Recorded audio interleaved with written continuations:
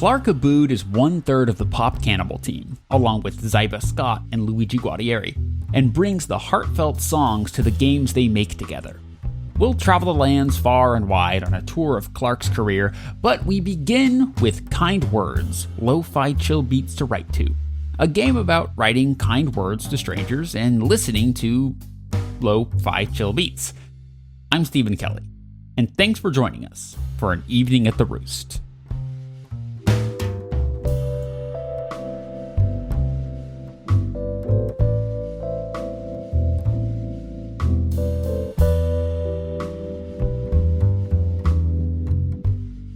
Kind Words for me was just kind of rolling with whatever felt right at the time, with whatever felt right at the moment, and just going with that.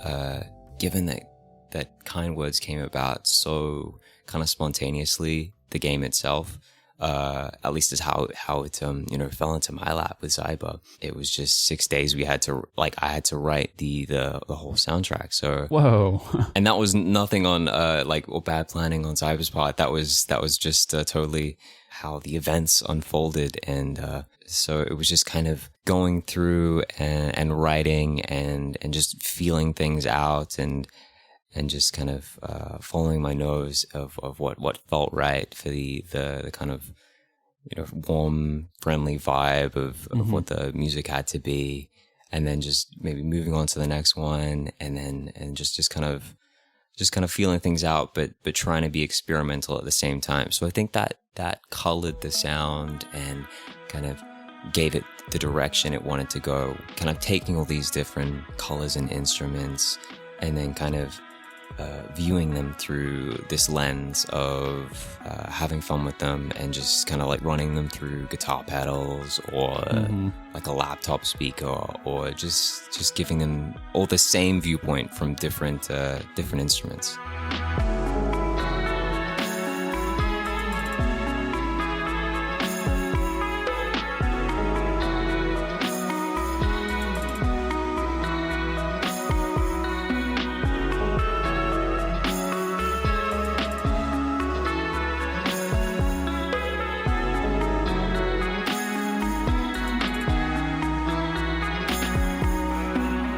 Have you written music like this before?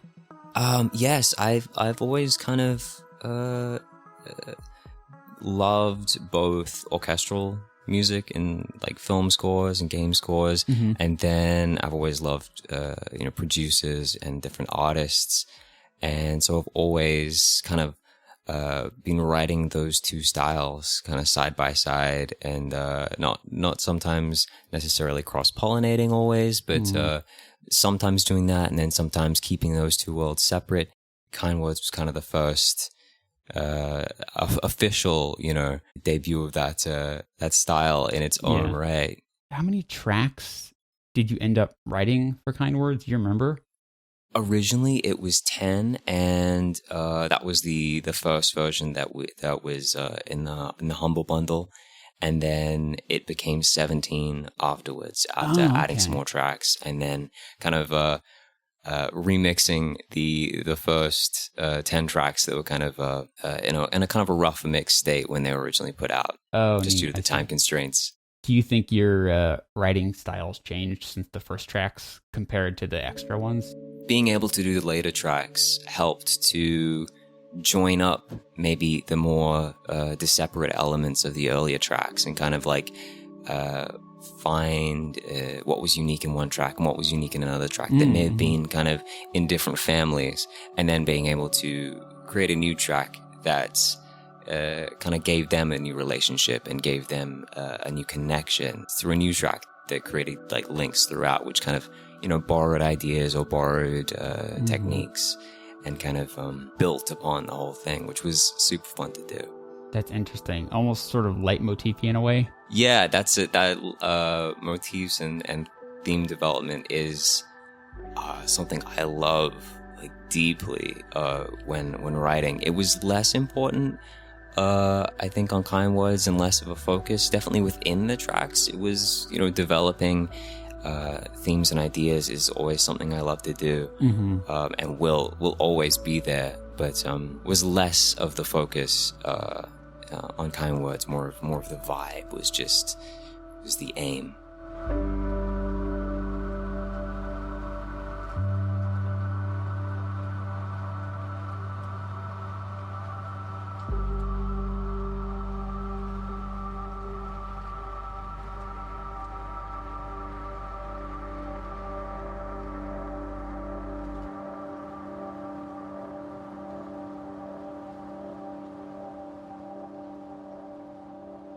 That reminds me of another track you did with Pop Cannibal, which is Make Sail.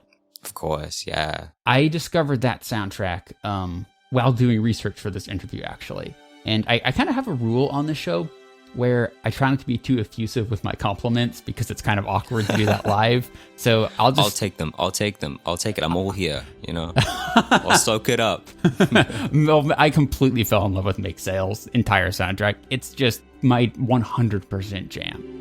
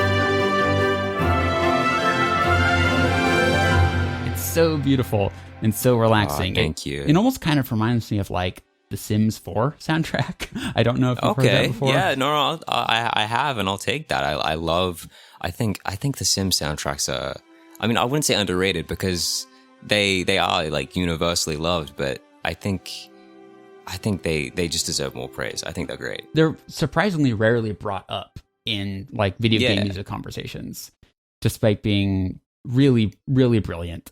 I think it's kind of easy to kind of overlook them just because they're so just the genre is not so much. We're like, you're thinking about it. Yeah, exactly. Make Sail is a totally different sound than Kind Words, but the reason I'm bringing this up is because you mentioned that you loved connecting melodies and doing motifs, and there's a lot of that in Make Sail. Absolutely, yeah. Make Sail is very thematically based. Even just like there's one or two chord changes that kind of a chord progression, that really just make up the soundtrack in its entirety, and kind of everything else kind of stems from there, and like melodies that kind of build the soundtrack, and kind of the whole the rest of the music is kind of like leaning on those, and I think I just like soundtracks, and I really appreciate older film soundtracks that kind of don't waste anything. They kind of just have an idea and really try to pull everything they can out of that and take it in different directions to just like the characters would in a story, you know, just like take them on their journey. I think anytime a composer takes their melodies on a journey, I love that, and that's what I wanted to do with Make Sail.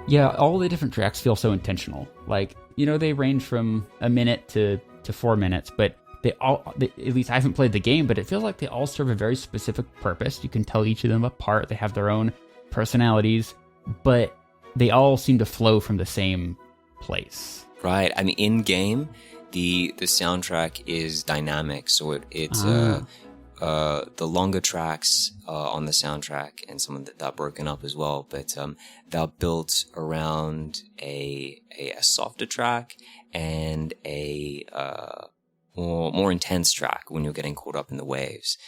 Oh, I see. It took some time to kind of finesse and get it working properly. Yeah. But there's like it can transition from soft to intense at any point, whether what you're doing in the world you might come across. And so there are a lot of little transition clips, like just 5-second transition pieces of music in the game that aren't in the soundtrack. So a lot of little bits that had to be written to make sure all these little kind of like connections made. But I think that was tons of fun as well, just trying to keep it sounding like a quote unquote real piece that you could just listen to without finding the seams between soft to intense. And highly applicable for the game itself, because in the game you're trying to craft your own sailboat and hope it doesn't sink as you make your way through the sea. So the fact that obstacles you face, and the fact that like it's a piecemeal soundtrack that sort of transitions and connects, that makes a lot of sense. Yeah, no, it was a lot, just like Kind Words, another fun kind of exploration to go on. Yeah, totally. So I feel like the way this conversation is going, it would be appropriate to bring in sort of a third completely different sound. Let's get into that. How did what was the mood you were trying to strike for this one? And I guess maybe a brief intro on what Slay the Spire is for people who don't know. I think the best way to describe Slay the Spire in terms of game mechanics is a roguelike dungeon crawler where you were using cards to battle your foes and climb up this tower and make it to the top.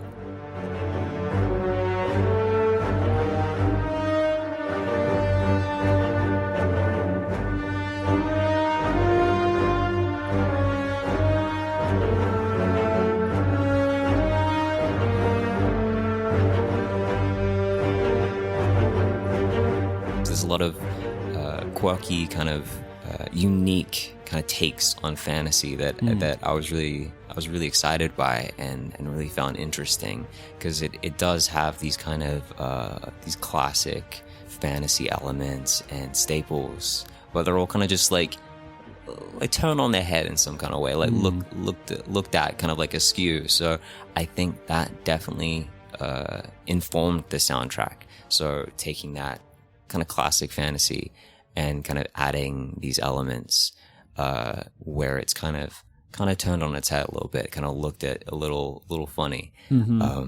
So almost sort of embracing cliche, but then also subverting it a little bit. Yeah. And I think through that, it's not something I initially intended, but it kind of came out. Kind of sometimes when I listen back to it, it kind of feels more like gothic than I was intending. And I mean, when I say gothic, I think of Bloodborne, but I don't really kind of like mean that. It's more just my approach was when crafting melodies on Slay the Spire, especially. There's a book, The Art of Harmony, or The Art of Harmony, something like that, by Persichetti, I want to say. And one of the like first quotes in the book is any chord can follow another chord. I'm paraphrasing that. I'm butchering it, definitely. But definitely on Slay the Spire, I tried to take that to heart and find the chords that I wouldn't normally lean towards. Definitely on the ends of phrases. I try to set up an idea and then end it on a chord that still works with the melody, but is pulling you in a different direction. Now, are you the kind of person who consciously thinks about song structure and which chords are going to lead into other chords, or are you more of a play it by ear kind of guy? I'm half and half, I think. Okay. All of Slay the Spire started off with piano sketches as drafts, and in that I'd kind of like, just have like a right hand and a left hand that would be eventually become, the melody and then these supporting parts and bass lines. And I think just just when you're working with piano sketches like that, and you are kind of doing a mix of just following your nose, and then, like I mentioned with the chords and harmony, trying to think consciously, like where you could lead it to develop the melody or make it more unique or give it its own signature, can really drive the piece. And definitely as it comes, once you've got that kind of like that first theme, when I'm restating the theme, I'm definitely more consciously thinking about, okay, how can I reharmonize this? So when I'm restating it, it's building and helping you remember the main melody, but presented to you in a different way. So it's still fresh, and it's gonna try and stick it in your head. Right. It's an evolution, basically. It's building something, or like building a deck. Yeah, exactly. That deck of cards.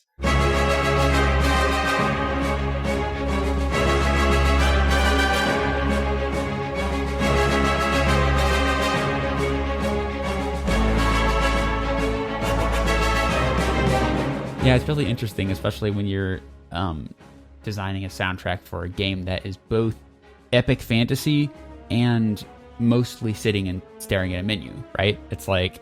Yeah, it's a very UI-based game. How did you approach that part of the game? That was something that we like felt out kind of early on. I have a few demo tracks that were kind of, different in their scale, intensity, and kind of tempo, to try and see what was working and what wasn't.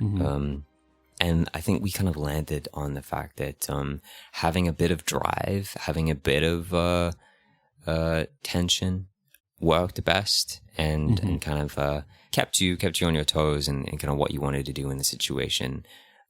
Whether it's a very simple enemy who you just know you're going to breeze past, or a harder enemy, and you're on low health, and you kind of got a more stressful situation.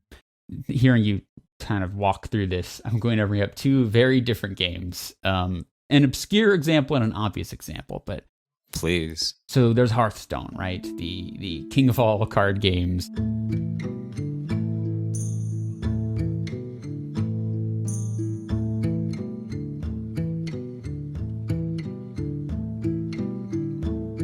And it has a Peter McConnell score that is very, thoughtful. A lot of acoustic music that encourages you to ponder and slowly think through a move. And that's super effective. But speaking of super effective, the other game I'm thinking of is the Pokemon trading card game on the Game Boy Color, I think.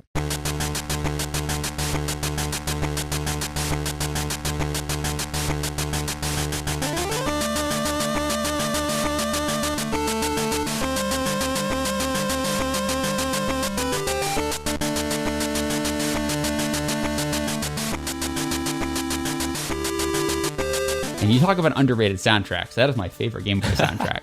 And it went the opposite tact for the most part. It really hyped up the matches. And if you went up against a major league trainer, it was like... You know it. You know it, and it is inescapable. Yeah. This is a battle for the ages. I never thought that I could have a heart attack playing a Game Boy game, but I came darn near close, man. Oh no! If you have a heart attack playing a Game Boy game, if your batteries die and you're midway through a level, and you're like, "Oh, damn!" Yes, it's just funny how I have such vividly different memories playing those two games, and I think it is largely because of the aesthetic and the soundtrack. Absolutely. I mean, I guess the viewpoints as a player is kind of like different, because I mean, I always thought like with Pokemon, because you're always a kid, there's kind of like this childlike wonder to everything you're kind of like doing in the world, and kind of like everything's so hyped up when you're a kid. And then maybe in like Hearthstone, it's that great kind of like tavern setting, where it is that more like laid back, and it just like Peter McConnell's music always works so great. And I do remember thinking about that and listening to Hearthstone and just being like, oh, this is, it's that kind of pray again from steal from Pokemon. It's that childlike wonder where you're like, God, this is great. Yeah. I gotta steer clear of this because I don't want to have to Pokemon trainer battle Peter McConnell right now. Yeah, I totally get what you mean. We've talked about 3 of some of the maybe most recognizable soundtracks you've done, but we haven't talked about sort of where you came from in the video game music scene. Have you been a player of games for a long time, and where does music fit into that part of your life? Yeah, absolutely. I've always loved games. Thinking about music has always been a big part of things. Yeah, I definitely have very firm memories of I'm doing air quotes when I say this, pretending to be a Jedi to the Star Wars soundtracks. Oh my gosh. I've never related with a human being more than this. That was taking soundtracks outside of the media they kind of were delivered in, and soaking them up in that context. That's always been a big part, and just in outside of learning music itself throughout my life and different instruments. So there's always kind of music and games throughout my childhood were kind of always big parts, and they kind of naturally coalesced and just kind of became one. I understand what you mean, how something like this just becomes a natural part of the fabric of your everyday life, and before you know it, you just get more and more involved. And I still remember when Brian and I first had that turning point where we're like, well, you realize we're spending hours every week talking to each other about video game music. What if we just share it with the world? And it was really interesting. I'm not sure how you first got your start in your field of making soundtracks, but us with podcasting, we just said, let's just email people, just whoever. Like, I don't know, let's email an OC remixer. Let's email the guy who wrote World of Warcraft. And we were very surprised to find that many of them just emailed us back. Yeah, that's awesome. I mean, I have a similar kind of pathway, just with getting in contact with people. And it's probably a bit different because the end point of yours is like, let's talk about this great thing you've done, and let's talk about actually the shared passion. Whereas mine emailing is essentially like, pay me money to do something for you. So definitely requires some careful research and tact, which is something you learn along the way. Always try to be very polite when reaching out to game developers who have tons and tons on their mind, and their own passions that are taking up their mind. I'm kind of curious if you want to talk more on that aspect of, like, how do you go about building relationships with designers and sort of finding your way to new projects? I think the kind of like classic advice that you'll be given, whether you're at a talk about game audio, or there's like a forum post or some kind of blog post about getting started in game audio, will be to go to your local game development community, where it's like a meetup or a game jam. And so it's great to find friendships. That's exactly 100% what you should be going to those kind of game development communities for, not kind of scrounging up for work, like trying to sell yourself. If that's your aim, it's not going to be a great time. But I think I found a lot more just comfort in different forums and Twitter and just kind of hanging around there. TIG Source was like an early place where just the audio forum there, I would hang out and we just like talk about different soundtracks and then just kind of eventually going to GDC and meeting more people there, which is the Game Developers Conference in San Francisco. Not that that's like entirely necessary, because it is very expensive, especially coming from Australia. But the bulk of my friends and contacts and community has come through, like we said, emailing and reaching out to people and building relationships just from there, and then that leading into different projects. Well, I think that's such a smart and powerful way to start building connections and finding projects, because you're building it from something that's very sincere and real. Like, you're just talking to people and making friends and slowly adding to your list of cool people that you not just want to work with, but want to talk to and learn more about. And you will naturally find the right projects because there will be people that you're already, gelling with and feeling like you have something to relate with about. Yeah, 100%.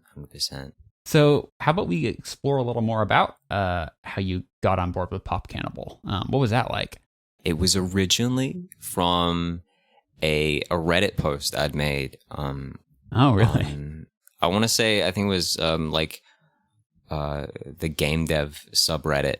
I had made a post with just like sharing some tracks that it was like 10 or so tracks that I had just worked on, that were just me experimenting, just doing a bit of just like daily writing, these loops that I just kind of like I made a post and was like, hey, here's some like game loops if you want to use them, just to test around with.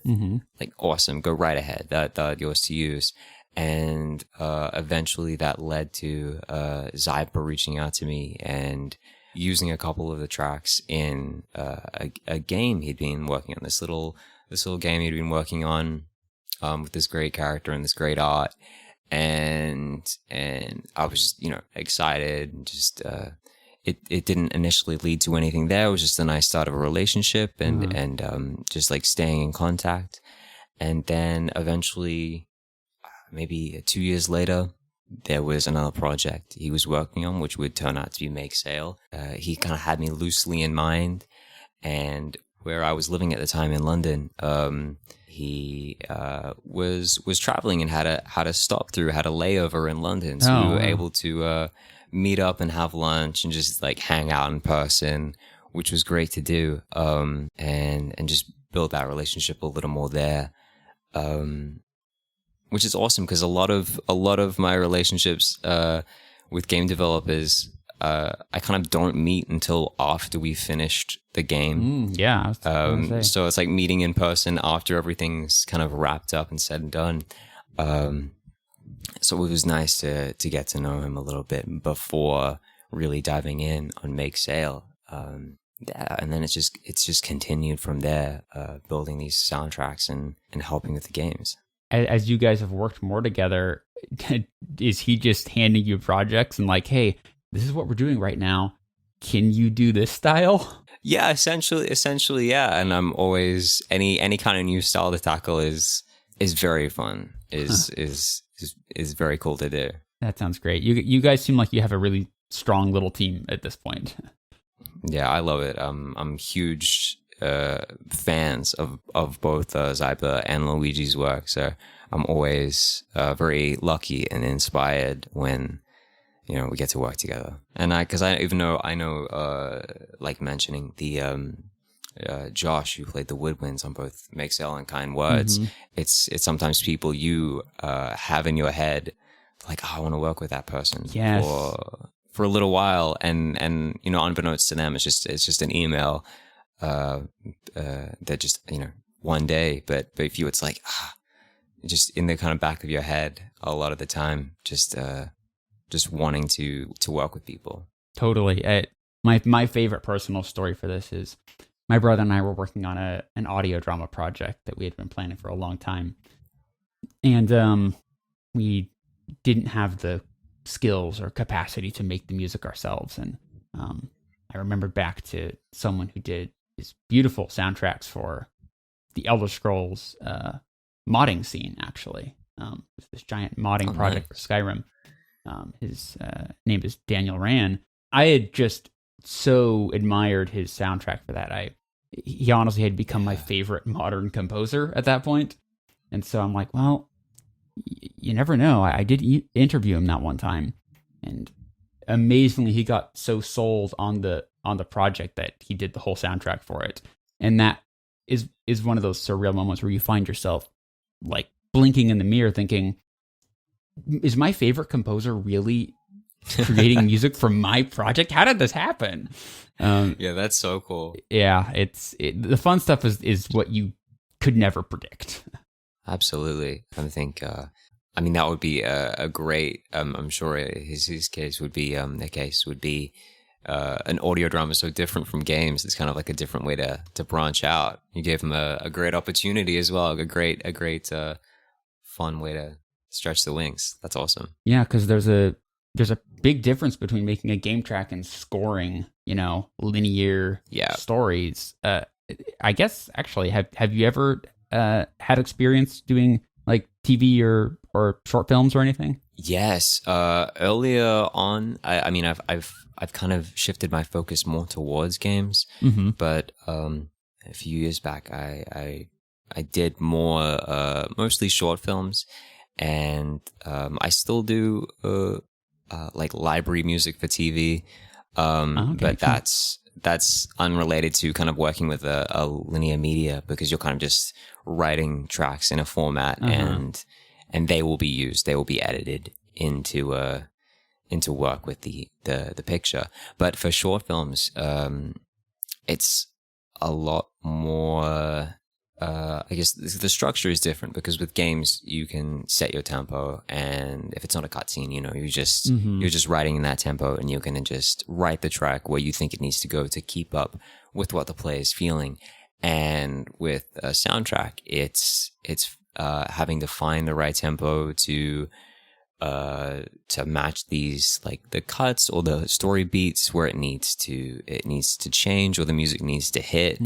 And oftentimes, more often than not, especially in student projects, is that timeline's gonna change maybe 3 or 4 times.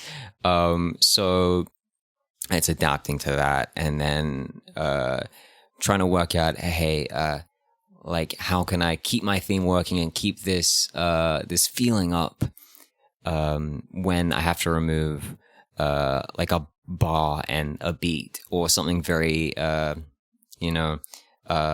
small like that, or just weird like that, or just like rewriting it to fit, and how that's going to change things.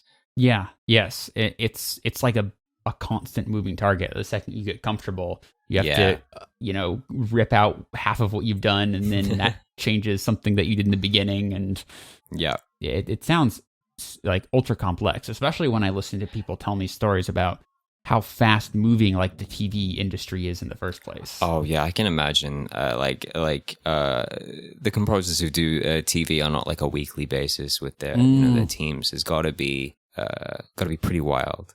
I mean, do you find yourself drawn towards more mood and atmosphere pieces, or do you really like being able to craft a melody? Because when I think about games, that's so often you're allowed to basically make a song, with a beginning, a middle, and an end, which is kind of a different ball game.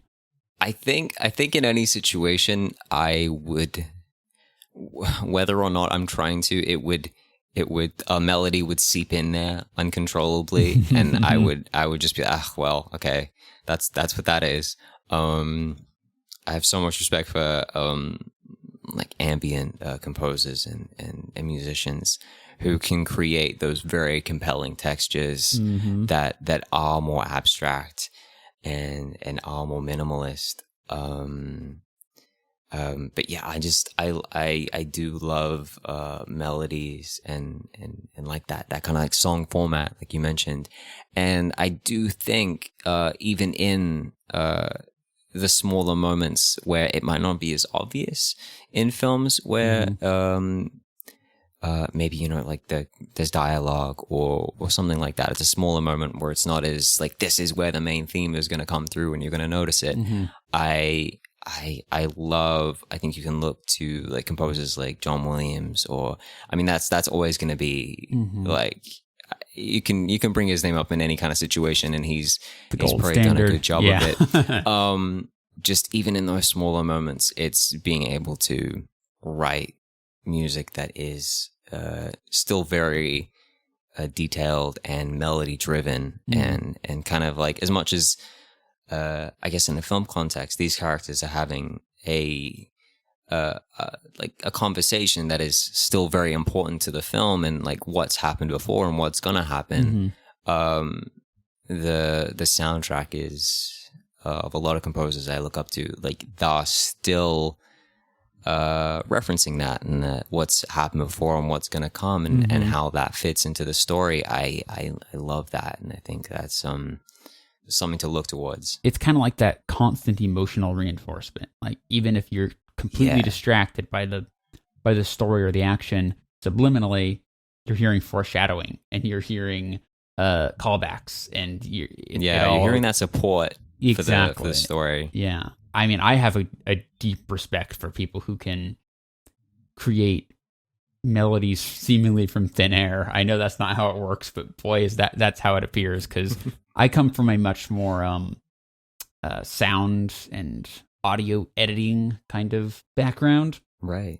And so when I tried to dabble into music, I very naturally found myself making these long, more atmospheric sounds that created a mood, or I often find myself like just directly putting ambient sound effects, like, waters or cave drippings, yeah, or no, that's and I find, well, I'm basically now back to making an audio drama again, only this time it's just there are no characters in it. It's using sound to create emotion, so that's like that's the definition of music. Just what music is doing. Yeah, exactly. I mean, that like editing sound, editing picture, anything like that has its own like rhythm and skill that I would look at and be like, much like you're saying, coming out of thin air. It's like, how are you getting that structure? How are you getting that pacing so great?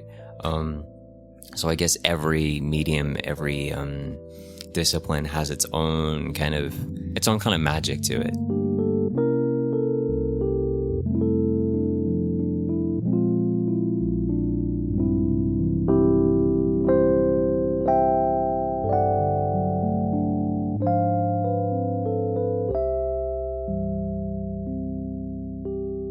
Yeah, I really appreciate you taking the time to have this conversation. Yeah, thank you too. Lots of fun.